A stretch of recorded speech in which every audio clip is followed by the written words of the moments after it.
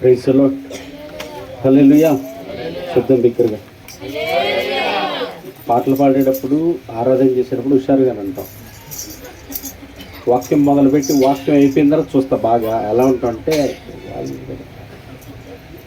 అంటే లోపల కొంతమందికి ఎట్లా ఉంటుంది, ఇట్ట అయితే ఎట్లా బతికేది, ఇట్ట అయితే ఎట్లా వచ్చేది, ఇట్ట అసలు ఎట్లా ఉంటాము, వీళ్ళే వచ్చేది కానీ ఇట్టగా చెబుతూ ఉంటారు.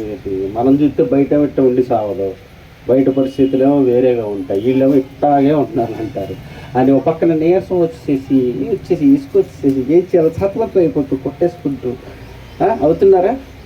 అలా చాలామందికి అవుతూ ఉంది. తెలుసా? దేవుడి స్తోత్రం కలిగిన సతమతం అయిపోయి లోపల ఇట్లా ఉండమంటారు. ఎట్లా ఉంటాము? వాక్యం సత్యమే, అలా ఉండాలి ఖచ్చితంగా కాదని నేను అంటలే, కానీ పరిస్థితులు బయట అలా అనుకూలించట్లేదే, పరిస్థితులు మనకు అట్లా ఉండలేదే.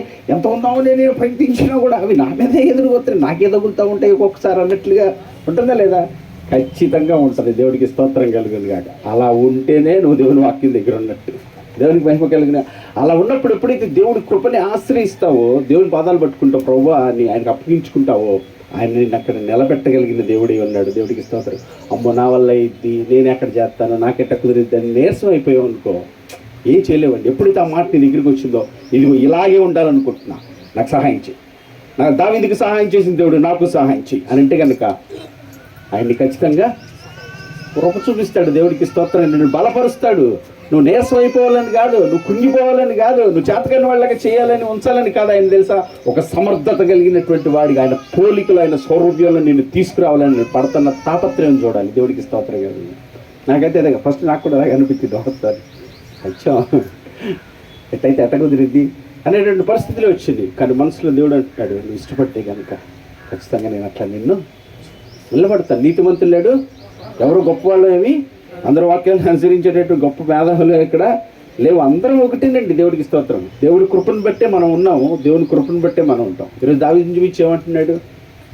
దావీదు తన హృదయంలో వాక్యాన్ని పెట్టుకొని తన ఆత్మీయ జీవితాన్ని చక్కగా కట్టుకున్నాడు, తన కుటుంబాన్ని చక్కగా కట్టుకున్నాడు, తన రాజ్యాన్ని చక్కగా కట్టుకున్నాడు. ఎలా కట్టాడు? వాక్యముతోనే కట్టాడు. వాక్యం లేకపోతే ఏమీ కట్టబడదు. ఇక దేవుడికి స్తోత్రం కలదు. ఒక క్రైస్తవుడైన నీకు నాకు ఏంటి ఆధారం? దేవుని వాక్యమే. దేవుని వాక్యం చెప్తుంది తెలుసు, ప్రతివానీళ్ళు ఒకరి చేత కట్టబడును, సమస్తము కట్టువాడు దేవుడే. దేవునికి స్తోత్రం కలిగింది. ఆయనే కట్టాలి. నువ్వేం చేయలేవు, నేనేం చేయలేవు, నీ వల్ల నా వల్ల ఏం కాదు. నాకు ఒక పోరాటం ఉంటుంది ఎప్పుడు. చాలాసార్లు అక్కడికి వచ్చినప్పుడు ఓటమి చూసి వచ్చేస్తూ ఉంటాను నేను. చాలా బాధ కలిగేది. ఈరోజు ఓడిపోయాను. రోజు ప్రేయర్లో చెప్తాను, రేపొద్దున ఒక అవకాశం ఇయ్యి గెలుస్తాను. అక్కడ ఇచ్చేవాడు నాకు అట్లాగే, ఓడిపోయేవాడిని నేను సాయంత్రాన్ని. మళ్ళీ అనేవాడిని రేపొద్దున ఇంకొక ఇస్తాను తీసుకున్నాను. ఒకరోజు డౌట్ వచ్చింది, నాకీ అంటున్నానా లేకపోతే నీ మీద ఆధారపడుతున్న డౌట్ వచ్చి 2 నిమిషాలు ఆగిపోయి, ఈరోజు నేను ఆశ్రయించి నీకు అప్పగిస్తున్నాను, నేనేం చేయలేను, నీ ఇష్టం, నువ్వేం చేస్తావని. ఆ రోజు గెలిచా. దేవుడికి ఇస్తాను. ఆ రోజు గెలిచా నేను ఖచ్చితంగా. నాకు మళ్ళీ ఆశ్చర్యం వేసింది. ఎట్లా ఉన్నానంటే, నాకు ముందుగా నేను ఆశ్రయించిన దేవుడు నాకు ముందుగా నిలబడిపోయాడు. దేవుడికి ఇస్తాను. అప్పటిదాకా నేనేమంటుంది తెలుసా, రేపు గెలిచి చూపిస్తా, రేపు గెలిచి చూపిస్తా. వారాలు గడిచిపోతున్నాయి, ఎక్కడ గెలిచేది? ఓటమే అంతా. అయ్యా అని అవమానం, సిగ్గుతో తలపంచుకొని రావాల్సి వచ్చిందండి జీవిత పోరాటంలో. అలా ఉన్న సమయంలో దేవుడి కృపను బట్టి ఆ రోజు ఎందుకో ప్రార్థించే మనసు దేవుడు ప్రేరేపించి, నేను కాదు, నేను నా వల్ల కావట్లేదు, నాకు సహాయం చేస్తావా, జయం కావాలని కోరుకుంటున్నా దీని మీద అంటే ఆ రోజు జయించి నడిపించాడు. దేవునికి స్తోత్రం కలిగింది కాక. హల్లెలూయా. అలాగే మనం ఏం చేయాలి? ఆయనకి అప్పగించేసుకోవాలి. నా వల్ల ఏం కాదు, నేనేమి చేయలేను, నువ్వు చేయటం శక్తి కలిగిన దేవుడు అయ్యా, ప్లీజ్ నాకు సహాయం చేయవా అని కనుక నువ్వు బ్రతిలాడుకోగలిగితే. దేవుని వాక్యంలో చక్కటి మాట తెలుసా, సర్వశక్తివంతుడు దేవుడిని అంటే నువ్వు బ్రతిలాడుకుంటే, ప్లీజ్ ఇల్లు ఇవ్వా, ప్లీజ్ బండి ఇవ్వా, ప్లీజ్ జాబ్ ఇవ్వా, ఇక అది అడుక్కోవాల్సింది చండాలంగా. దరిద్రం అనమాట. వేరేవాడి రాత్రి ప్రాణపడి తీయని వదిలేసి వెళ్ళిపోయి మంచి జీవితాన్ని జీవించే తండ్రి నాకు సహాయం చేయండి వాక్యానుసారంగా, ప్లీజ్ డాడీ అని అంటే ఎంత సంతోషపడతాను. పిల్లలు తండ్రి మాటలు లోబడతాయి, డాడీ మీరు చెప్పినట్టు ఇంట్లాను డాడీ, మీ ఇష్టం డాడీ అంటే ఎంత సంతోషపడతాం మనం.